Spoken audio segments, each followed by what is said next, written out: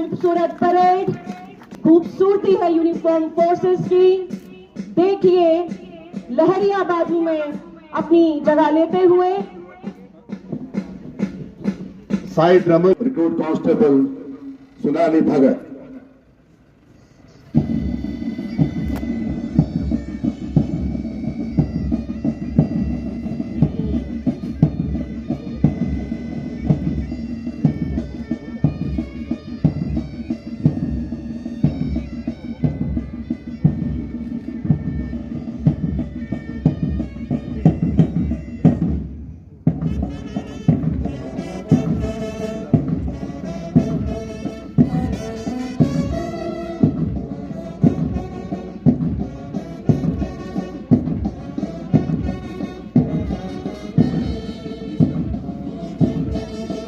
फरमाने के बाद वापस लौटते हमारे मुख्य अतिथि जी मुआयने की गाड़ी JK 02 PA 4719 रोस्टर के सामने रुकी। तशरीफ ले आए।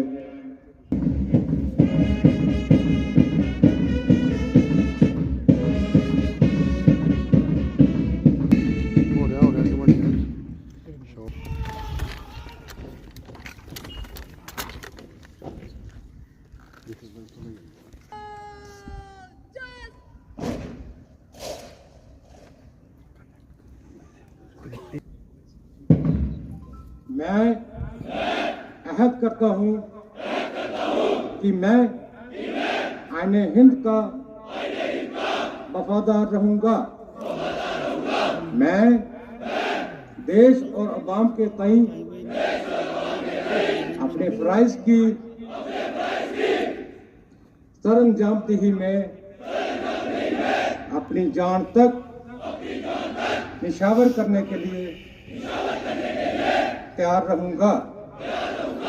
मैं कानून लागू करते वक्त बगैर किसी खौफ या लालच के गैर जानकारी और ईमानदारी से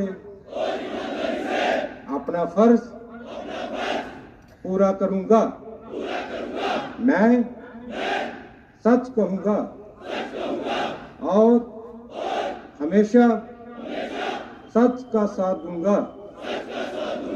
मैं अपने अमल और रफ्तो-जब्त से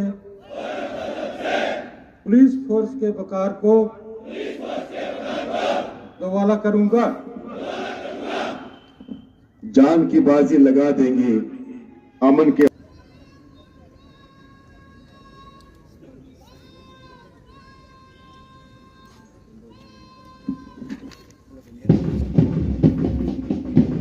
elegantly towards the saluting base. उनके पीछे है इस परेड की second in command recruit constable Nishita Rajput और सलामी मंच की ओर बढ़ता हुआ पहला दस्ता जिसकी क़यादत कर रही है रिक्रूट कांस्टेबल सपना Saini. We shall walk hand in hands. Ahmed leading the contingent. तीसरा दस्ता आगे बढ़ता हुआ 29वीं दीक्षांत परेड का रिक्रूट कांस्टेबल हारून दिलदार की ज़ेरे क़यादत में कदम से कदम मिलाती टुकड़ियां और ये सलामी। आगे बढ़ने वाला है चौथा दस्ता। कमान संभाले हैं recruit constable Lekhraj PTS number 158।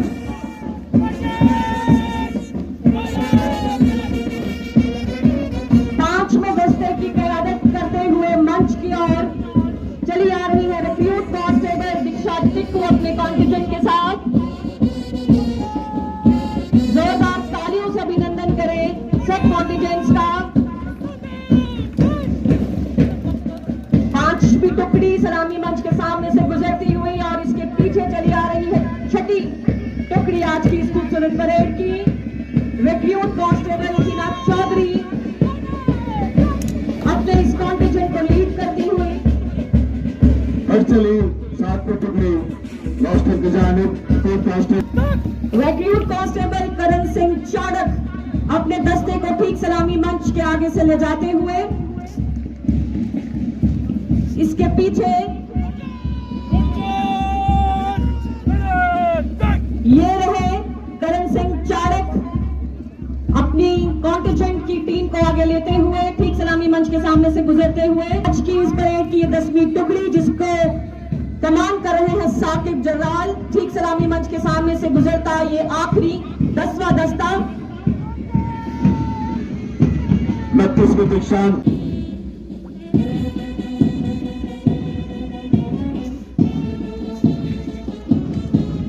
अपनी आंख और उंगली पर पूरा विश्वास और सटीक निशाना लगाकर ये साबित किया सोनाली भगत ने और एजाज हासिल किया फर्स्ट इन रेंज क्लासिफिकेशन।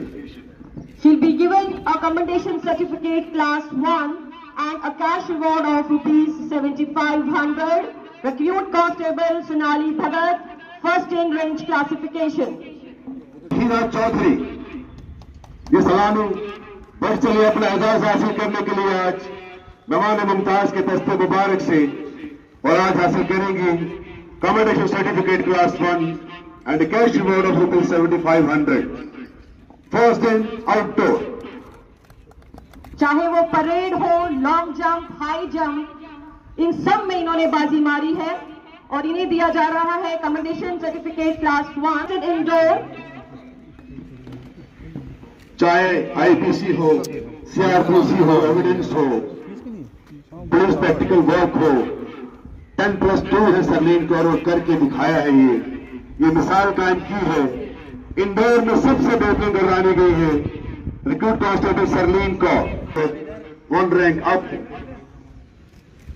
एक यादगार लम्हा खुशी हमारे माननीय उपराज्यपाल यहाँ तशरीफ में लाए हैं आज मुख्य अतिथि के तौर 29वें बैच के सभी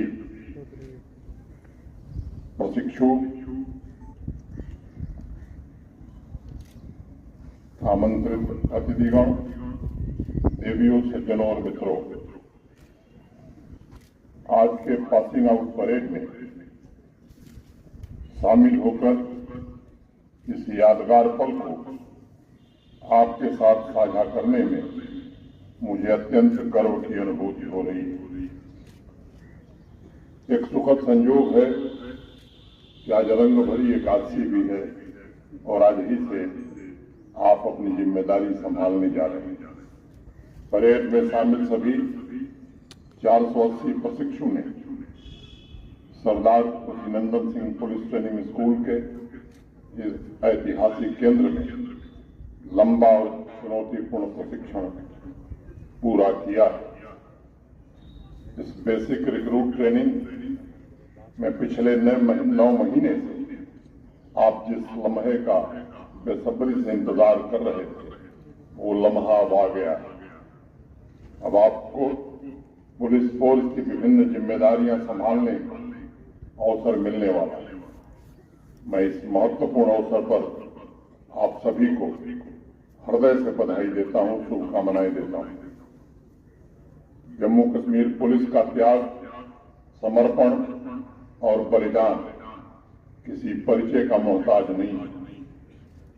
इसलिए इस बात को अवश्य याद रखिएगा कि आप एक ऐसे पुलिस बल का हिस्सा बनने जा रहे हैं जिसने मां भारती की अखंडता की रक्षा के लिए अनगिनत कुर्बानियां दी हैं। मैं इस अवसर पर पुलिस ट्रेनिंग स्कूल कठुआ के प्रशिक्षकों तथा प्रिंसिपल साहब उनकी कड़ी मेहनत के धन्यवाद देना चाहता हूं, जिन्होंने बड़ी साधना से नई पीढ़ी के पुलिस कर्मियों को योग्य बनाया है, प्रशिक्षण दिया है। साथियों, जम्मू कश्मीर पुलिस की नवीनतम पीढ़ी के रूप में आप आने वाले दिनों में अनेक चुनौतियों का सामना करेंगे। साथ ही साथ आपको जन अपेक्षाओं, जन आकांक्षाओं पर भी खरा उतरना होगा। कर्तव्य पथ पर समर्पण और कर्मठता के साथ साथ देश की अखंडता की रक्षा करें, जनता की अपेक्षाओं को पूरा करें और उस समुदाय की सेवा करें। ईश्वर से मैं यही प्रार्थना करूंगा।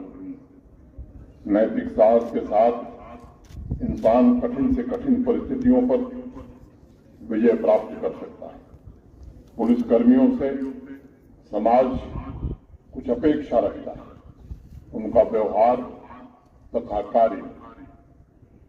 कार्य प्रणाली कानून के मुताबिक हो, निष्पक्ष हो, निस्वार्थ हो। रूल ऑफ लॉ आपके लिए मात्र राजनीतिक दर्शन शास्त्र नहीं है, बल्कि कर्म क्षेत्र में ये आपका पथ प्रदर्शक है और बिना भय एवं बिना पक्षपात के कर्तव्यों का निर्वहन करने में ये आपका मार्ग प्रशस्त करेगा।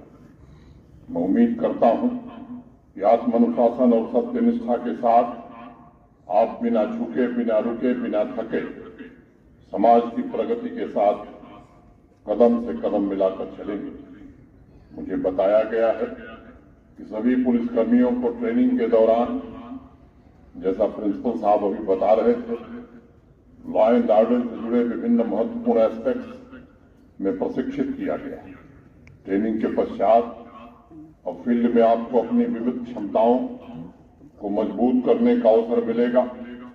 मुझे भरोसा है कि समाज एवं राष्ट्र हित को सर्वोपरि रखकर आप सभी न सिर्फ ट्रेनिंग स्कूल में सीखे हुए कौशल को तराशेंगे, बल्कि अपनी कर्मठता से जम्मू कश्मीर पुलिस की समृद्ध लिगेसी, समृद्ध विरासत के उच्च आदर्शों को और भी मजबूत बनाएंगे। मैं समझता हूं पिछले कई दशकों से सुरक्षा को लेकर हमारी चुनौतियां बदल गई हैं, बढ़ी भी। आतंक के जन्मदाता पड़ोसी मुल्क की वजह से पारंपरिक एवं गैर पारंपरिक खतरों की श्रेणी और उसका रेंज भी बढ़ा है।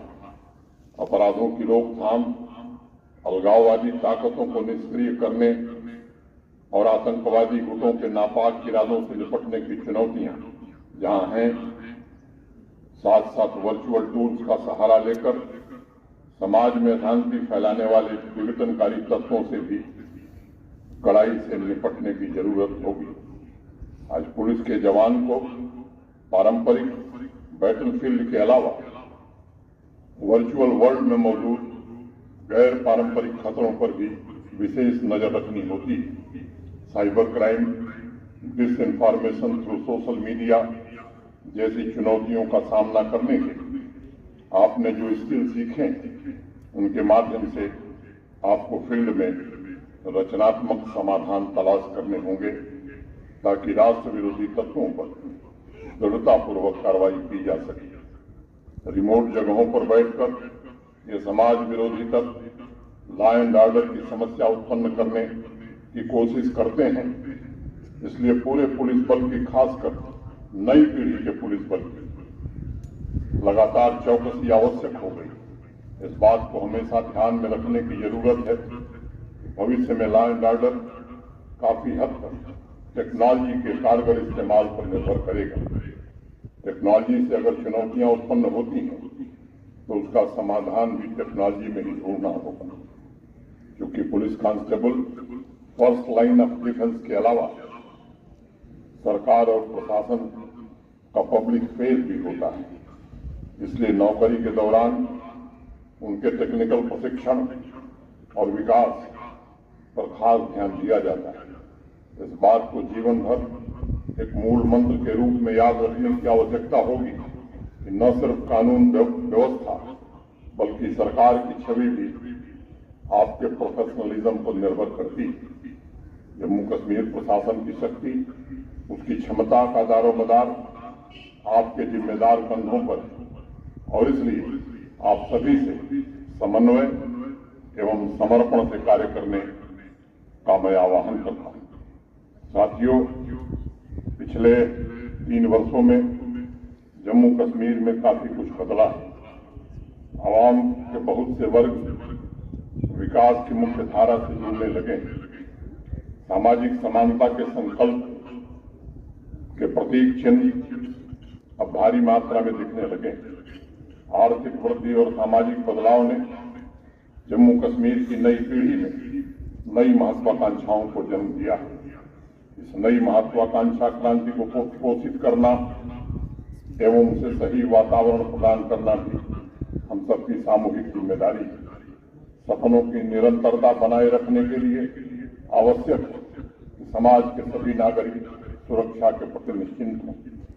पिछले 3 वर्षों में हमने तरक्की का एक लंबा सफर तय किया है, लेकिन अभी बहुत कुछ हासिल करना बाकी है।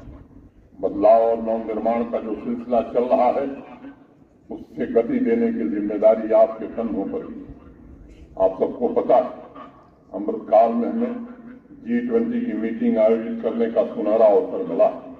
मुझे विश्वास है अपनी कर्तव्य परायणता एवं दक्षता द्वारा जम्मू कश्मीर पुलिस फोर्स प्रथम पंक्ति की इकाई के रूप इन आयोजनों द्वारा विश्व भर में अपनी प्रतिष्ठा स्थापित करेंगे। पूरी दुनिया जानती कि प्राचीन काल से ही भारतवर्ष शांतिपूर्ण सहअस्तित्व और आपसी सद्भाव के मूल्यों को अपनाकर आगे बढ़ता रहा है। वसुधैव कुटुंबकम एवं परस्पर हितों की भावना को आधार बनाकर आज हमारा गौरवशाली भारत विश्व की 5वीं सबसे बड़ी अर्थव्यवस्था बनकर उभरा। हमारी तरक्की से बौखलाया पड़ोसी मुल्क आतंक के विभिन्न स्वरूपों को अपनी विदेश नीति का हिस्सा बनाकर हमारी प्रगति में रुकावट पैदा करने की कोशिश कर रहा है। उन चुनौतियों में सबसे बड़ी चुनौती ड्रग स्मगलिंग और युवाओं में ड्रग एडिक्शन की आदत डालने की है। आज जरूरत इस बात की है कि ड्रग स्मगलिंग जिसके द्वारा टेरर फाइनेंसिंग भी की जा रही है, उसके जड़ पर प्रहार किया जाए। आज इस अवसर पर हम सबको इस बात का संकल्प लेना चाहिए कि सिर्फ टेररिस्ट नहीं बल्कि उसके सपोर्ट करने वाले को, उसे फाइनेंस करने वाले को पूरे नेटवर्क का समूल नाश करना है। और हम तब तक चैन से नहीं बैठेंगे जब तक टेररिज्म को सपोर्ट करने वाले एक एलिमेंट को पूरी तरह समाप्त नहीं कर देते। जम्मू कश्मीर एवं राष्ट्र आप सभी से बड़ी उम्मीदें हैं। मुझे कोई शक नहीं है कि आप इन उम्मीदों को पूरा करके दिखाएंगे। एक बार मैं पुनः जम्मू कश्मीर पुलिस फोर्स का अभिन्न हिस्सा बन रहे सभी बहादुर पुलिसकर्मियों को बहुत बहुत बधाई देता हूं और भविष्य में उनके विजय अभियानों की शुभकामनाएं भी देता हूं। अभी पुलिस महानिदेशक दिलबाग सिंह बता रहे थे 5 बच्चियां ये सर्वश्रेष्ठ आई हैं।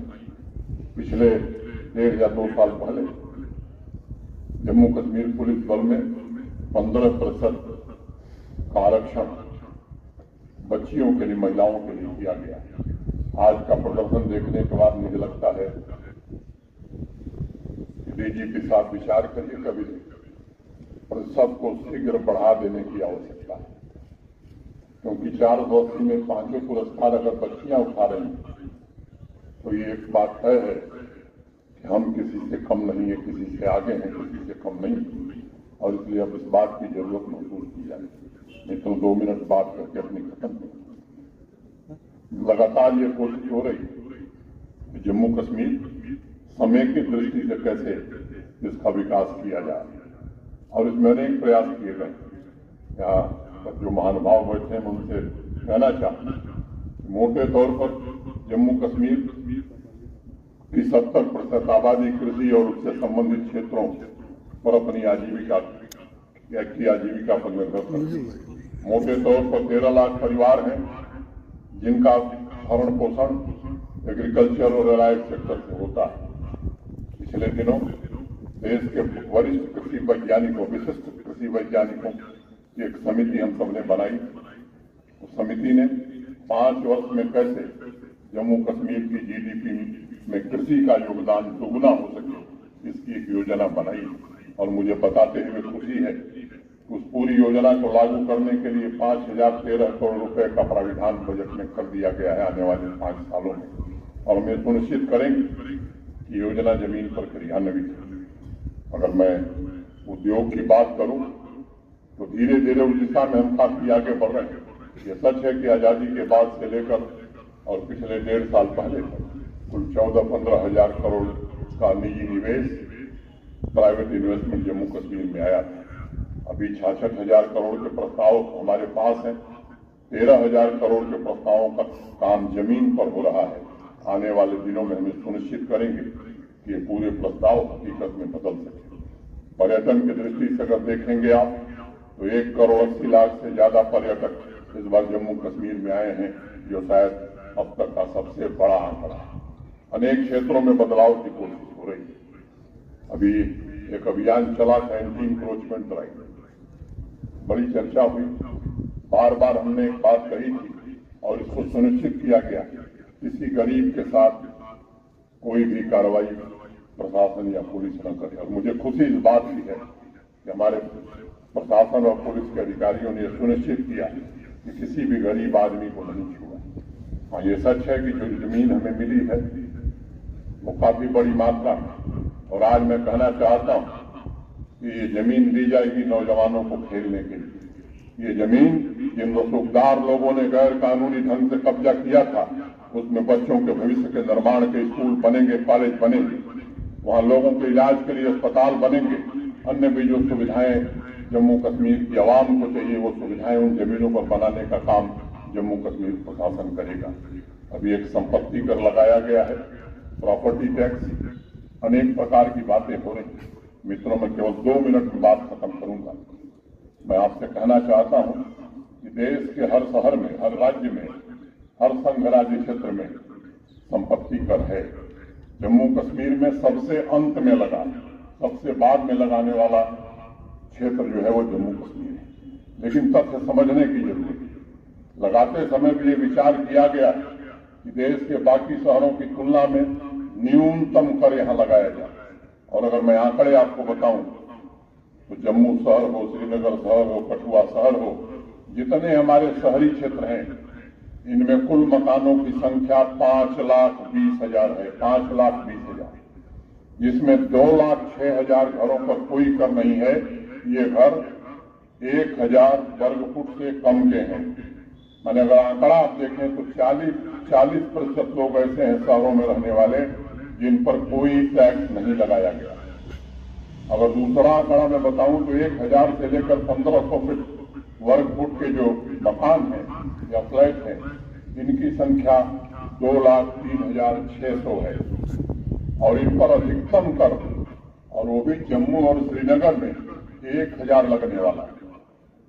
कठुआ की अगर मैं बात करूं या बाकी म्यूनिसिपैलिटीज की बात करूं तो ये 2,03,600 में से 80% ऐसे लोग हैं जिन्हें वर्ष में 600 रुपया देना है। एक वर्ष में 600 रुपया माने 50 रुपया महीना। तो मोटे तौर पर 80% लोग इससे बाहर हैं। अगर मैं कॉमर्शियल प्रॉपर्टीज की बात करूं, व्यावसायिक भवनों की बात करूं, तो जम्मू कश्मीर के पूरे शहरी क्षेत्र में 1,01,000 व्यावसायिक भवन हैं। उसमें 46,000 से ज्यादा भवन ऐसे हैं, व्यावसायिक कॉम्प्लेक्स ऐसे हैं जो 100 वर्ग फुट से कम, 100 वर्ग फुट 100 स्क्वायर फीट से कम, और इन पर वर्ष भर में 600 रुपए से भी कम टैक्स लगना है।